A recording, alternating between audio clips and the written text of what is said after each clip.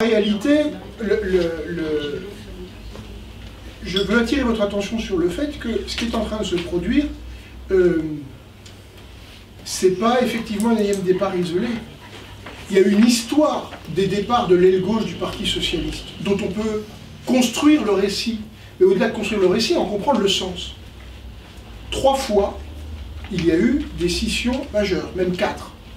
Mais sur ces 4 scissions, la première a été la création du MDC en 93, avec le départ de Chevènement, et d'un collectif. Alors à l'époque déjà, d'ailleurs, au Parti du Socialiste, je crois qu'on expliquait que c'était vraiment des cas isolés.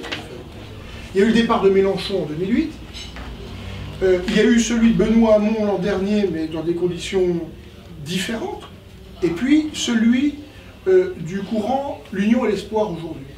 Qu'est-ce qu'il y a de commun dans ces 3 départs? Parce que ça aussi, ça a du sens par rapport à ce qui est en train de se faire en termes de lecture politique.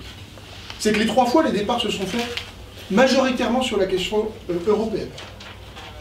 En 93, c'était le refus du traité de Maastricht par une partie de l'aile gauche du Parti Socialiste qui était héritière du CRS, je ne reviens pas là-dessus, parce que là on montrait vraiment dans l'archéologie.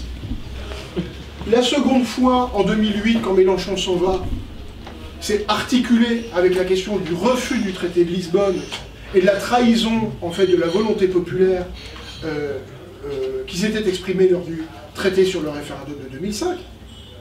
Et cette fois-ci, c'est là aussi encore sur la question européenne, entre autres, que le point achoppe. Donc, il y a du sens. En train de redessiner les contours, quelque part, de ce qu'on appelait autrefois la première gauche. En fait, la première gauche, c'est quoi? C'est celle qui considère que mobiliser les outils de la puissance publique, on ne le fait pas pour des raisons technocratiques ou bureaucratiques, on le fait pour défendre les classes populaires, les gens modestes. Et qu'on ne peut pas, et à mon sens, je dirais, ce qui m'affecte le plus aujourd'hui, c'est quand je vois qu'en Europe, Salvini est en train d'utiliser et de prendre le terrain que la gauche a renoncé à utiliser. C'est l'extrême droite en Europe qui est en train d'assumer le bras de fer avec l'Union européenne, alors que c'était à la gauche, et en premier lieu à François Hollande, en 2012, d'assumer les ruptures nécessaires pour des raisons sociales et pas identitaires.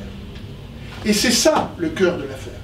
Donc, ça a du sens, au-delà de la question. Et si, aujourd'hui, le mouvement est massif au sein du Parti Socialiste, c'est parce qu'il y a des connexions politiques qui font sens dans l'histoire. C'est pas juste du bricolage dans tel fédé, etc. Voilà.